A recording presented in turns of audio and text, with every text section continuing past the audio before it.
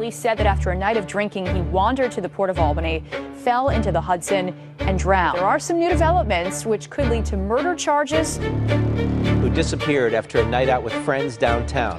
The ME says he accidentally drowned. Body was found in the Ohio River near Neville Island back in March, ending a 6-week search. The FBI now involved in the desperate search for a missing 21-year-old college student from Pennsylvania.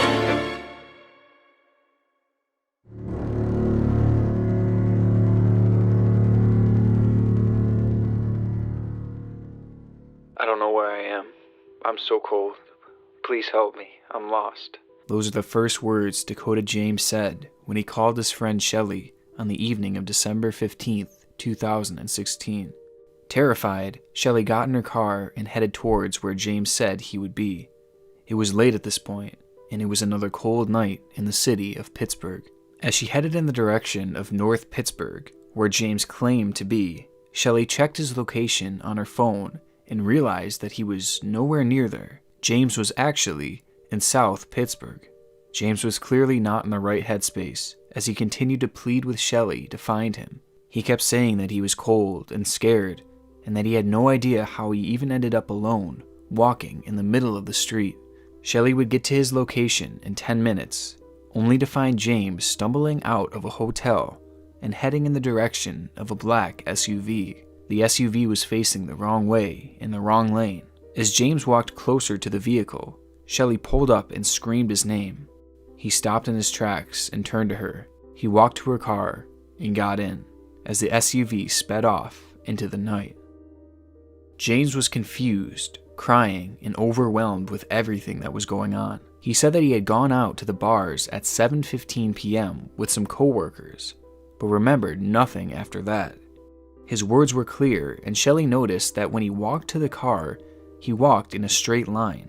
He had blanked for 4 hours, but it was clear to Shelley that he was not drunk. Rather, it appeared that Dakota James had been drugged. Relieved to be in the car and safe, James didn't wish to talk about the situation anymore, and the conversation with Shelley was over. 5 weeks later, Dakota James would disappear after a similar night of bar hopping with the same coworkers. It would be 40 days before his body was found in the Ohio River. In his bloodstream was GHB, also known as the date rape drug. His body seemed to be in a good condition, despite it being found in the water. Marks were also found on his neck that seemed consistent with strangulation. Officials later determined that James's death was an accidental drowning, and that he had simply fallen off the Roberto Clement Bridge on his way home from the bar. 11 smiley faces had been graffitied onto that very bridge. It's clear why this conclusion rubbed many the wrong way. From the drugs in his system to the previous story told by Shelley, things definitely seemed sketchy, but as it turns out, there was even more evidence to suggest that an accidental drowning could not have been possible. For starters, a transaction was made on his credit card that was supposedly found on his body. The transaction was made 2 days after he had disappeared and supposedly fallen into the water. Also, as I mentioned before, his body was in pristine condition, which would not have been possible if he had really been in the water for 40 days. This shocking case seems to many like a clear-cut murder, and many view this as a rare mistake by officials. But the truth is that this case is similar to hundreds of others. All across the United States, cases that appeared to be clear-cut murders have been dismissed and blamed on accidental drownings by authorities. 2 retired New York detectives by the name of Kevin Gannon and Anthony Duarte discovered this disturbing trend many years ago. And it is worth noting that together they have more than 40 years experience, and they were extremely well-respected detectives throughout their career. Together, they have theorized that all these strange accidental drownings may be connected. In many of these questionable cases, the victims are almost always males, they are always white, they're college-aged, athletic, intelligent, and popular. They disappear from bars or parties, and typically the victim acts drunk despite only having a few drinks or none at all. Many show evidence of drugging, with at least 30 testing positive for GHB. All were found dead in a body of water days, weeks, or months later. Most had injuries that were not consistent with drowning, and their bodies were found in conditions unnatural for drowning victims. And all were found with graffiti smiley faces at the location that they would have entered the water or where their body was found. Detective Kevin Gannon first recognized this trend in 1997, when on April 7th, 21-year-old Patrick McNeil was found off of a pier in the Bay Ridge section of Brooklyn, New York. Marks were found on his neck, along with charring on his hands and torso. His body position in the water was labeled as being unnatural for a typical drowning. Weeks before, McNeil was seen leaving a bar appearing to be heavily intoxicated. As he began to walk out of view of the bar, some patrons noticed a car driving slowly behind him, but no one paid it too much attention. Despite the obvious signs of foul play, this case was quickly labeled as yet another accidental drowning spurred by excessive drinking. And since this case, it's estimated that potentially 300 other cases like this have been reported across the United States, which shows just how severe this disturbing trend is. Cases have appeared in over 25 separate cities, mainly on the East Coast, and they typically appear in clusters in a close period of time. But what does all this actually mean? How could such a wide range of deaths be occurring in such similar circumstances? And if these college students aren't actually dying due to drowning, then what is killing them?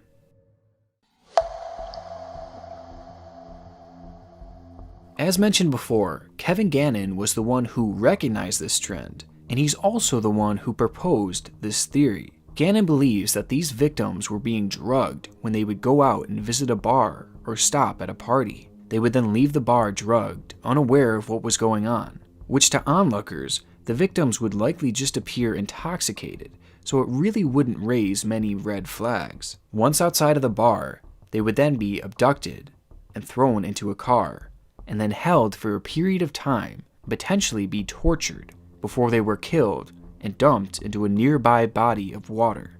But one serial killer being responsible for so many potential murders seems nearly impossible. So Gannon suggests that potentially this is a group of serial killers. A lot of these deaths occur in major cities, and it is believed that groups of these killers have cells in all these cities. Having such a spread out and vast organization would make it much easier for these murderers to get away with their crimes, because they can spread out the murders and make it seem natural to authorities. And committing murders in multiple jurisdictions makes it extremely difficult for police and investigators to really do anything about it.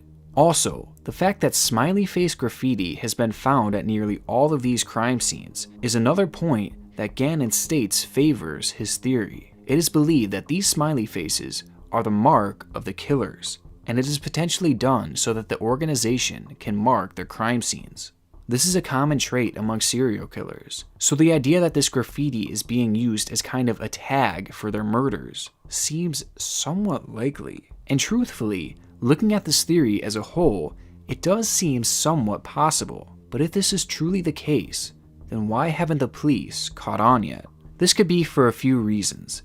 Either they are fully convinced that there is nothing going on here, or they're covering something up. And truthfully, it would make a lot of sense for them to want to keep this on the down low. If police had admitted that a large group of murderers had been killing people for this many years, it would be a very bad look for them. I mean, admitting that this group is out there or even entertaining the idea would practically equate to them admitting that they got hundreds of cases wrong in the past. And along with this, if officials began to investigate these alleged murderers now, a panic would surely ensue as people would begin to believe that serial killers are executing people all across the United States. So there is a logical reason why the police and other authorities would not even want to entertain this theory.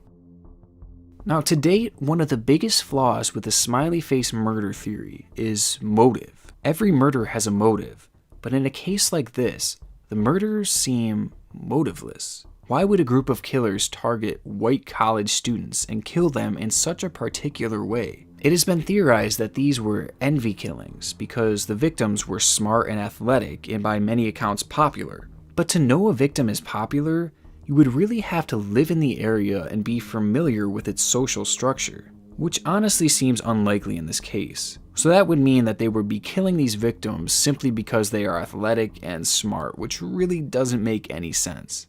The clear lack of motive has forever been something that has hindered this case, but a chilling thought remains. Maybe these killers don't need a motive, and maybe they just want to kill for the sport of it. I mean, who knows what the culture would be like within an organization like this, but you would clearly have to really enjoy murdering people to be a part of it. So maybe they really are just going out there and killing people for fun. Another flaw with this theory has always been the smiley face graffiti itself.